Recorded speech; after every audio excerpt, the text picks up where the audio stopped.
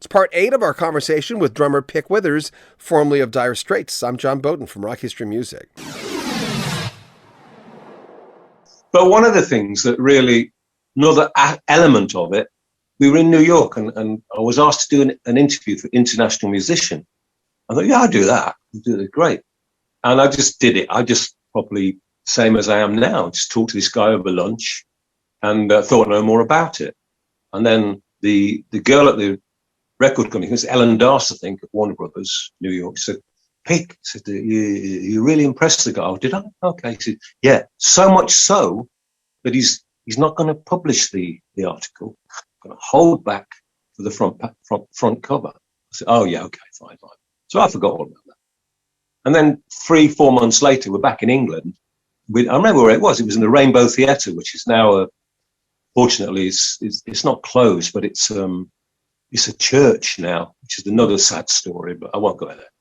My roadie, Joop de Koor, Dutch guy, he's Pick, look. And he showed me the international, and there I was on the cover. And I stopped, started reading it. And I was quite thrilled, and all of a sudden it was grasped out of my hand by Mark, it was just like a school teacher who took it away from me and said, and just went, oh, I'm on there next month. And I thought, oh, at least David had the grace to say, you deserve that, Pick, well done, And that was the difference. It was, there's all different strands. You think, life's too short. I don't want to spend it, in this kind of thing, being married to the money. Because obviously, if I'd have stayed, I'd been a lot richer. Yeah. But it doesn't beaver away at me. I've done fine. So there are all these different elements that kick in, and you think, no. I mean, things like that you remember. It was like being back at school. It was like, I was reading this article. I was lost in it. The shock of having it just almost ripped out of my hand like this, like confiscated. And you think, and you begin to lose kind of respect for people, and they, well, I don't want to be in this space, and it's not so much that you deal with it and it's not such a burning issue, but it's there. And it's not something you forget because it's very personal. Is that one of the reasons you left? Because I left for a lot of reasons. It was getting louder all the time.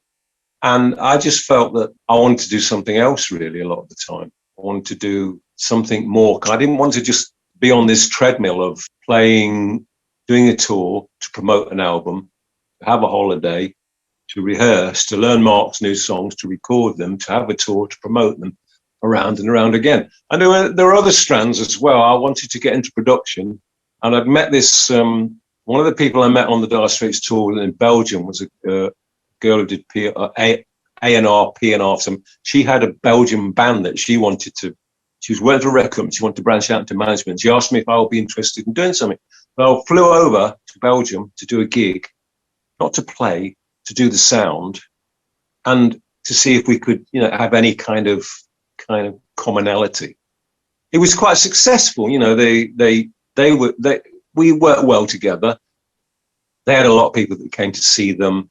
It was quite a big venue. So, and they got feedback from me because that's the best sound you've ever had, And I was kind of at the sound check trying to look, can you just, do this and clean the drums up a little bit, get this guitar so it's differentiates between that guitar. Let's have some kind of spectrum here, Yeah. And that was it. And they said, yeah, we want to do it. I said, okay, well, I'll do a costing.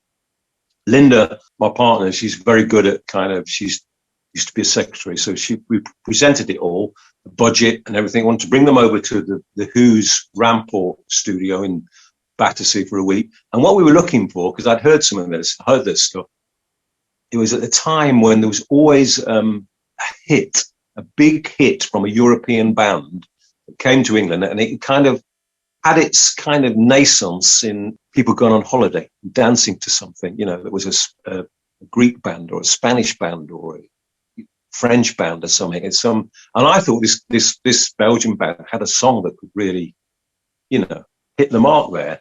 And I was really pleased about it. And I got his phone call from somebody at Hilversum, which is Phonogram's head office. Oh, Puke. Yeah, hello. I said, oh, yes, I'm at the Phonogram in Hilversum.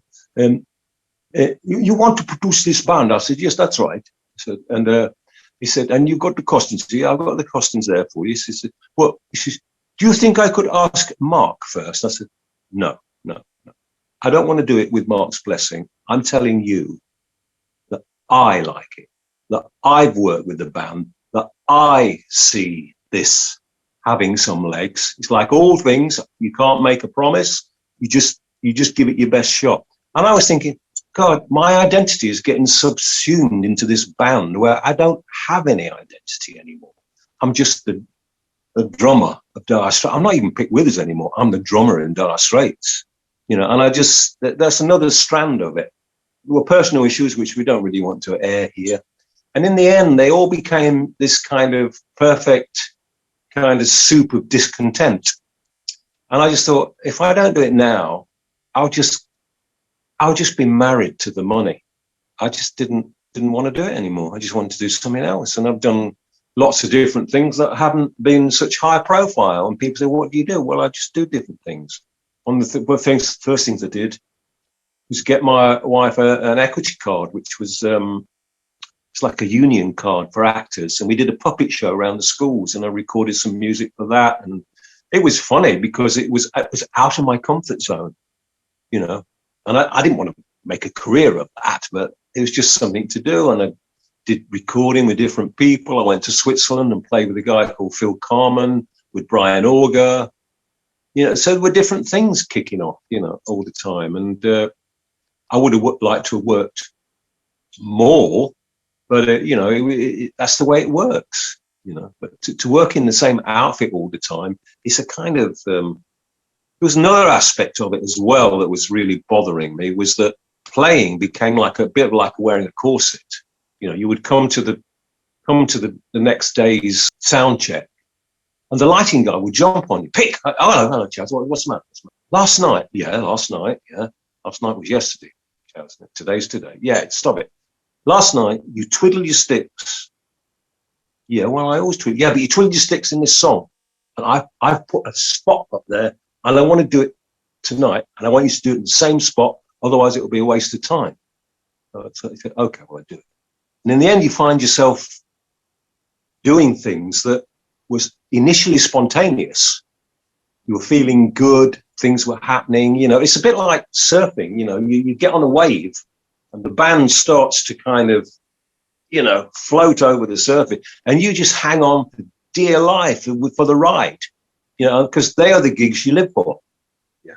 What I wasn't very gracious at initially was kind of trying to work out that why did I feel like disinterested tonight? It's because I didn't have that high. But you still play to a mean average. It's just what you live for is that gig, that 2 gigs, when the mean average goes up, everybody kind of gets on it. But you must be gracious, because it doesn't mean to say if you don't have that, you play dreadfully. You just play at a kind of level where it still represents the songs faithfully, but all you're living for is that high. For me, in the rhythm section, you've just got to have something cooking on the pot, and it doesn't need to boil over, and it doesn't need to dry out. It's always parallels with life. If if you're in a car and you've got a Ferrari, and all you want to do is live in Italy for 3 years, there's never any speed limits on the motorways. And I was doing gigs there in this beat up Fiat. You go through these tunnels, and you could hear this noise approaching behind you.